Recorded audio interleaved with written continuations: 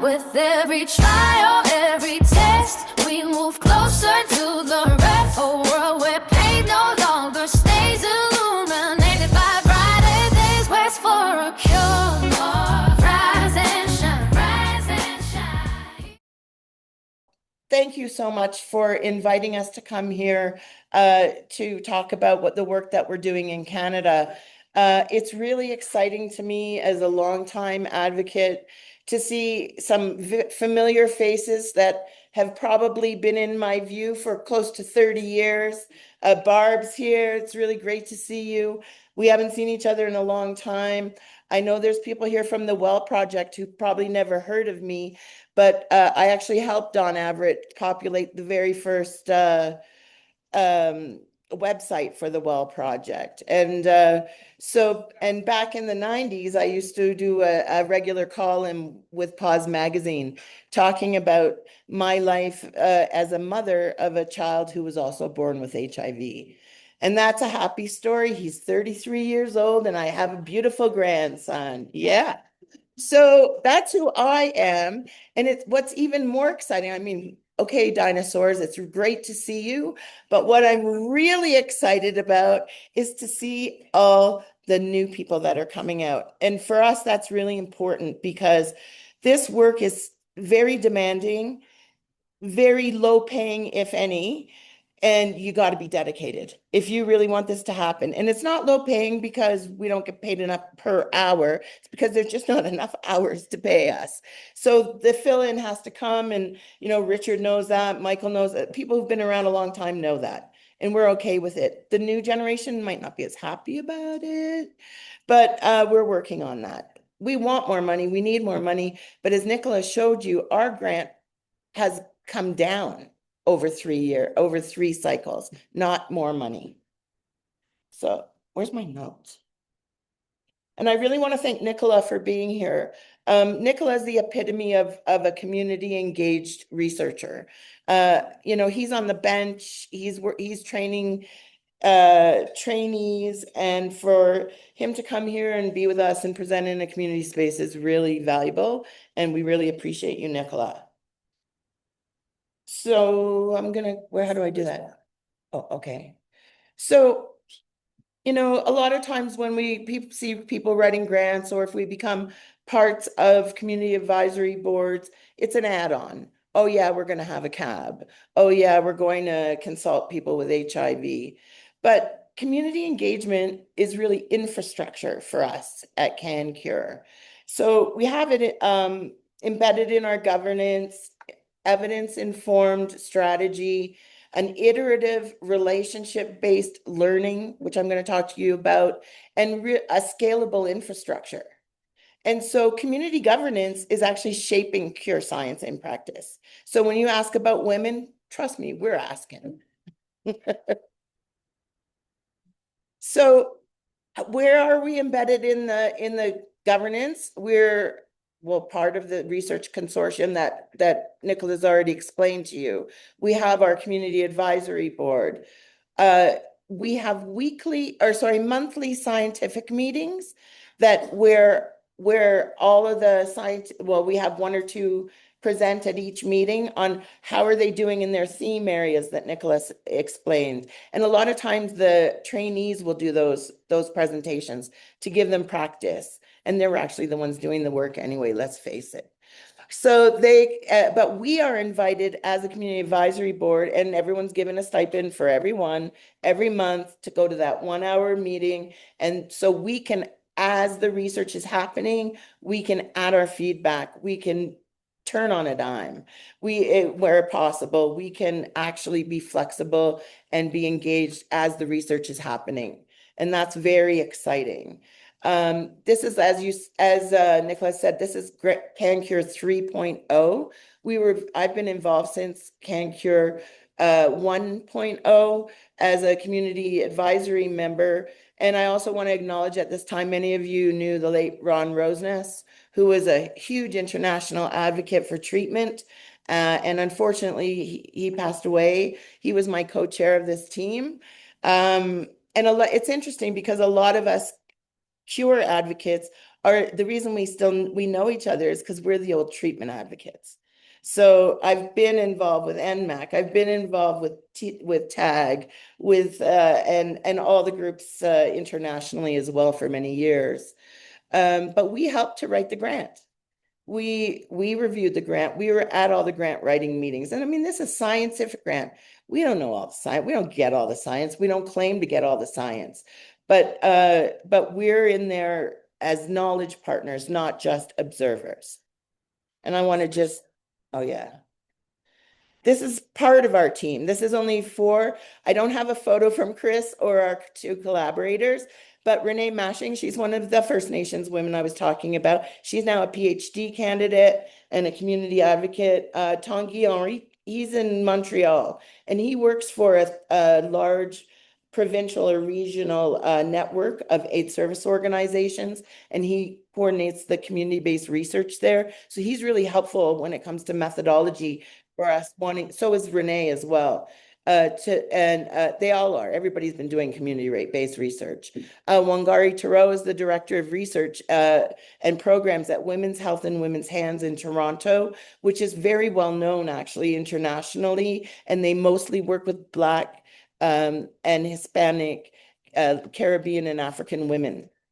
So she has a lot to say. So trust me, we're on it. And she's an excellent researcher as well. Claudette Cardinal is a community advocate from out of the BC Center for Excellence. She's also a First Nations woman, Cree woman from Vancouver. And she also works with the Feast Center for Indigenous HIV research. And she's done a few community-based projects on her own, not necessarily around CURE, but around HIV. And we're missing Chris Millay. So yes, guys, there are more men. Chris is the program director at the Canadian AIDS Society. I just don't have the picture there. And we also work with the Canadian Aboriginal AIDS Network and Katie, which is a national education program. So they help us if we have something new. We'll probably meet with them after this conference. Maybe Nicola and I'll write a shared blog about this meeting or something like that to go into their newsletter. But these guys, they walk the walk. They all do, including Nicola and our team. Yeah. So I talked about the monthly scientific updates and the trainee presentations, and we've actually helped them redesign their presentations for accessibility. We met with trainees in actually the end of canCURE 2.0 and had each trainee give their presentation in a community tone. We helped them to develop it using lay words and easy to understand language. And you can find, and then we had them record them and videotape them. And they presented all in English. And a lot of our students are from around the world. So it was a challenge for them. But you'll see, you can see them on our website. We also have science buddy pairings. I'm going to talk to you about that later, and some WhatsApp. I'm going to give you more details, and WhatsApp engagement. We have long-term collaboration beyond conferences. And then, like I said earlier, because of this kind of culture shift of embedding us as part of the infrastructure, we're able to make ethical decisions earlier if something comes up during the studies. We're able to proactively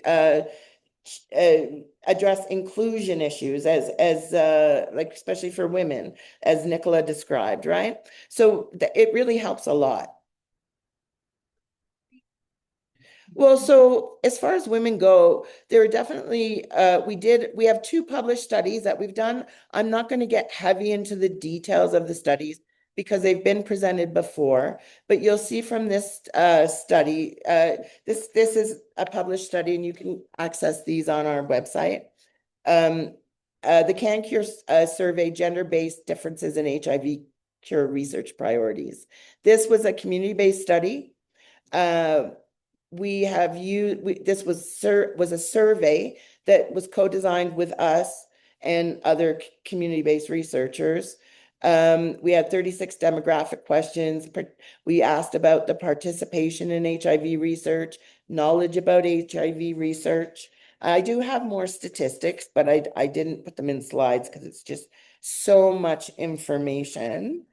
Um, but a lot of the priorities were, you can see here, we had about a 50-50 men, women split in this study, and also some uh, uh, transgender people. And some of the things that we found were that about 78% of these participants had already had been involved in prior HIV research.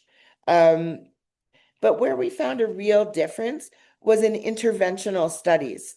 So for example, like Nicola was talking about that fecal implant study and stuff like that, or immune modulating studies that are cure related, cure adjacent.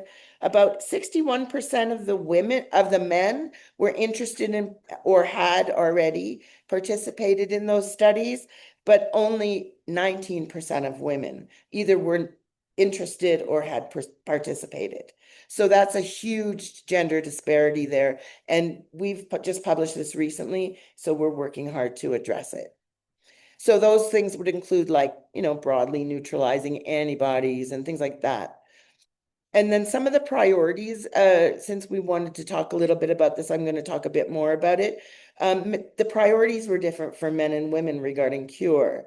Men prioritized preventing transmission to partners, studying where the virus hides, and avoiding comorbidities, while women prioritized not having to take pills daily, avoiding comorbidities, and greater ethnic diversity in research. Those were the priorities that were different. Women also, and I didn't write this one down, they also prioritized, they also preferred an eradicating cure and felt that that would be more helpful in eliminating or reducing stigma. So basically, yeah, I know. So we also, as Richard talked about earlier this morning, we also worked with Corinne Dubé to redevelop and refine a survey that had been done in the United States. And we changed it a bit for Canada. We worked with her, the Community Advisory Board worked with her and David Lessard, who was the lead investigator on this in Montreal. We had a really difficult time recruiting women for this study.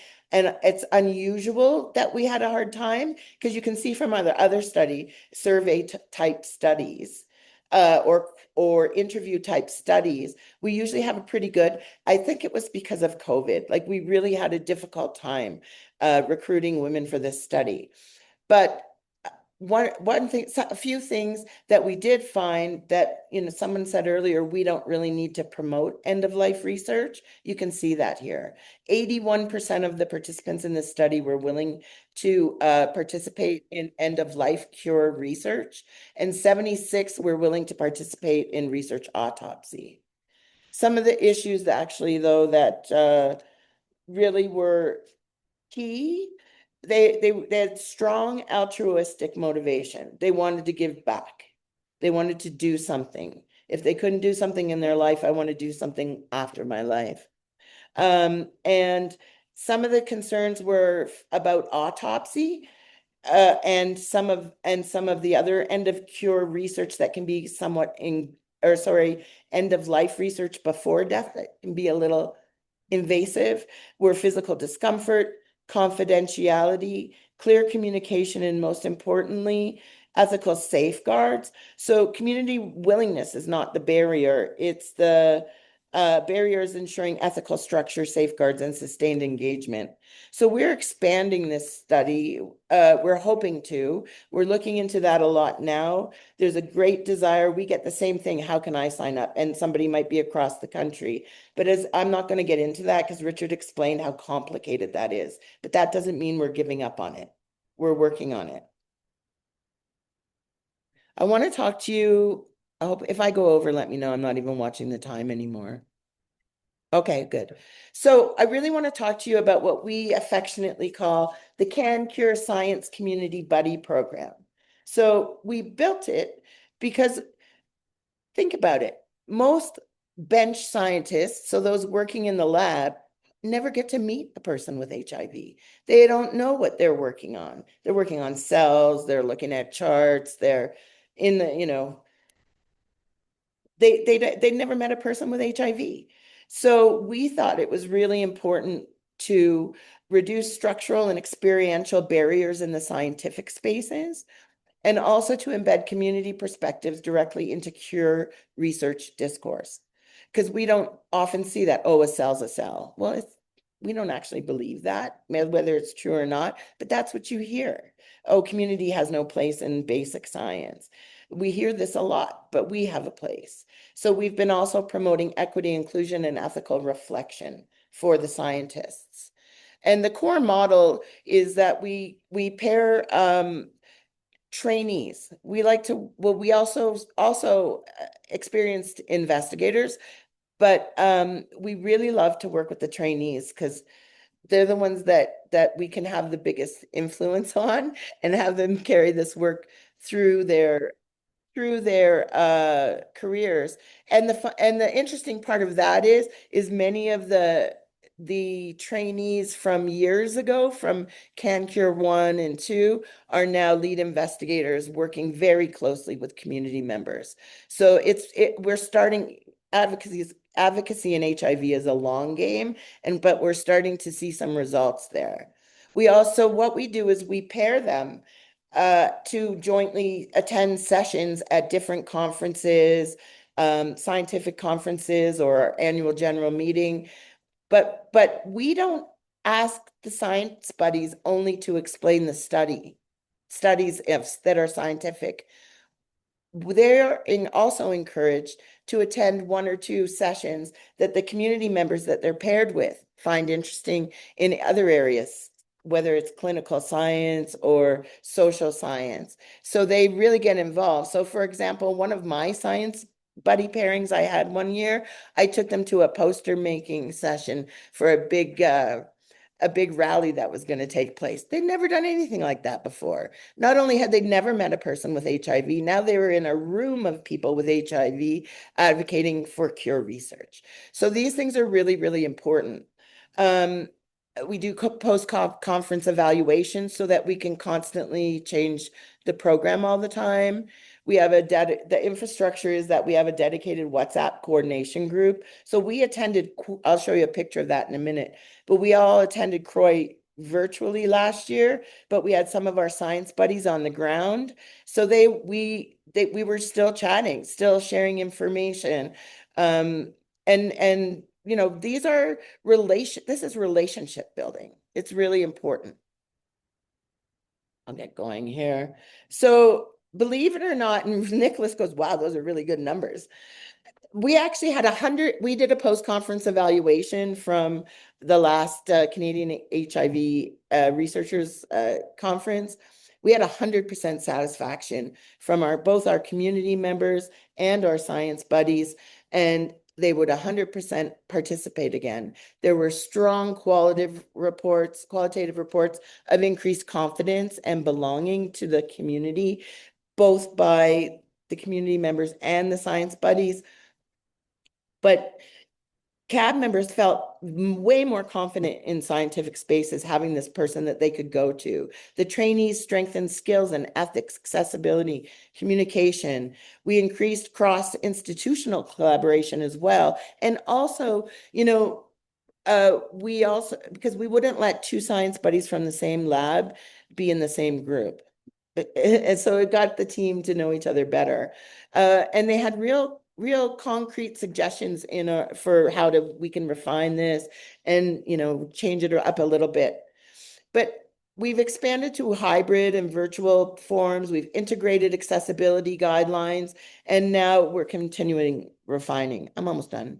This is our Science Buddy program in action. This is an in-person versus virtual participation, structured pairings, real-time scientific dialogue, and the hybrid model. You can see Claudette there. She was online, and while we were all looking at other things. This is a collage of things, of photos. So it's really a culture shift to scalable infrastructure. So I was talking earlier how we're going to be meeting with our local partners in Winnipeg. We're actually planning an ancillary session, and we are going to try to. We've only done the Science Buddy basically within our group, within our collaborators and groups and our community advisory board, but we're now liaising with the Canadian Association for HIV Research to embed these kinds of engagement models. Dr. Kostiniak, Cecilia, and I, you don't even know this yet, Nicola, had a meeting with the executives there, and they're very excited about this program. So at the ancillary event, we are going to be experimenting with it a little bit, and hopefully we'll be able to expand beyond just us. I'm done almost. So we've already talked about a lot of this. I'm not going to go through what the challenges are too much because everybody knows what the challenges are, but there's funding constraints, limited capacity, participation disparities in the interventional research, mostly by gender, high scientific complexity requiring a lot of sustained literacy building, and also scaling this up without overextending community members. So our next steps, and I've already talked a lot about this, is expanding beyond core collaborators, deepening local partnerships, for example, the Winnipeg, further engagement with ethnocultural communities and women, advancing end-of-life research, including the one thing we're looking at is minimally invasive autopsy exploration. We don't know a whole lot about it yet, but it's a lot quicker, less invasive. It's not as valuable as a traditional autopsy, but it's still valuable. And these might be some things that we can do actually while people are living, so that it doesn't really become an autopsy anymore. Now, I guess it becomes a biopsy. Would that be right? But zombieopsy. And we're working to do this and strengthening across consortiums. So just if you want to know more, I'll give you a minute. If you want to, anybody wants to pick up that QR code, that goes directly to our website. It'll show you the full gender differences study, the end of life cure study, and talk about the science program. Can you get it? Is it working?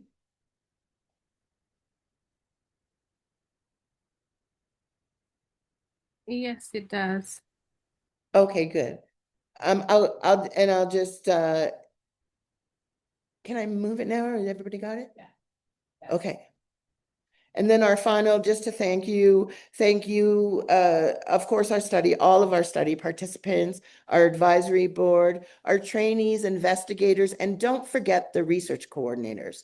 They do a lot of work. I like to thank them. Our funders, which is CIHR, and you talked, Nicola, expressed some of our other funders, our host organization with this, which is the SHUM in Montreal, the CROI Scholarship Committee. I'm really grateful to be able to attend CROI in person and become part of this scenario. And of course, for Tag and Richard and Michael and Richard and everybody who organized this community workshop. That's it for me. Questions?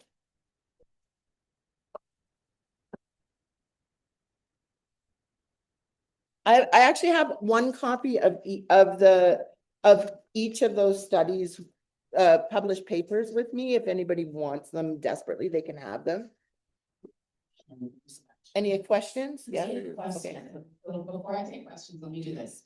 So, to get back on track, this is me. I'm gonna use my outside voice and stand close to the computer. Oh, here, take this. Well, Crazy making. it works. I think you just can't Move.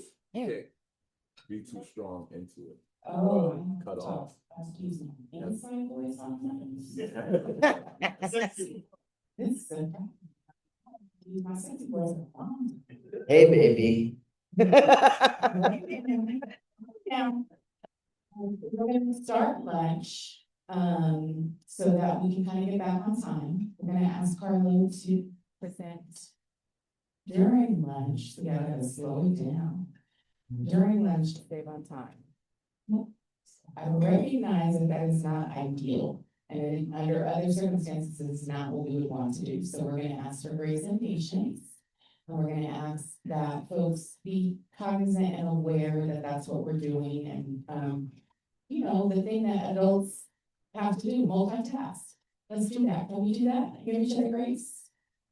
Fabulous. I love that. Questions for Shari? Yes. I have one question on the show. So, He's gonna bring you the mic okay. and then if you can. I'll read, yeah. So, great. So, I'm Dinos van Kerkel from Ghent, Belgium. Okay, I also need to use my. Your sexy voice. Well, no, but the point, so what I really liked your presentation a lot, and we tried to kind of implement similar strategies across European countries.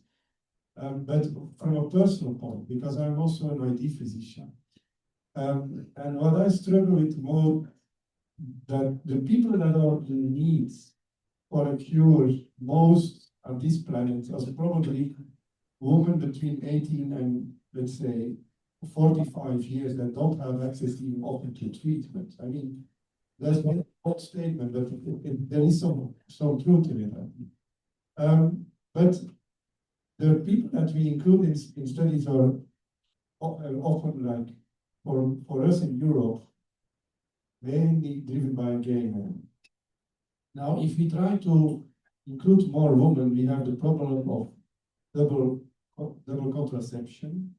You know, the women often have to combine taking care for the kids, finding daycare, a job, and then okay, you can try to first to map that, and then to try to find a solution for all of that. But I have not been able to do that. I must be very honest on that. So I was just wondering, how should we approach it? Because we know what the problem is. Well, first of all, it's the change. Okay, so the question is, how do we get more women in studies, basically? And also you mentioned some of the things that we hear all the time. Oh, they have childcare. Oh, they have this. Oh, they have that. Let me tell you something. Women are really great multitaskers. And there's all kinds of studies out there already showing that that's actually untrue. And that it's a hesitancy on behalf of the researchers in many cases, because they perceive that there are all these barriers. So really the barriers are women, yes, may have to pay for childcare. So if you're not going to pay for childcare in your study to get her there, then no, she's not going to come. So that's not her problem. It's a researcher problem. Okay. I just wanted to say that because women are very interested in participating in these studies. And I agree with you, like, it would be great to have more. I'm not sure what the value is dependent on age for, like, those definitely are women who need a cure, of course. We all want a cure. We all need a cure. I'm not sure what the difference would be between enrolling women in that age group or say in my age group, which is the over 60 age group. I'm 63 now. So is there an advantage or disadvantage of actually enrolling them? But my main point is, I think that it's for you to find a champion in your team, which might be you, to really try to change people's minds and say, well, that's not really, we can overcome this. We can handle this. So if you have a champion, Barb's going, Barb and I've been doing this together for 30 years.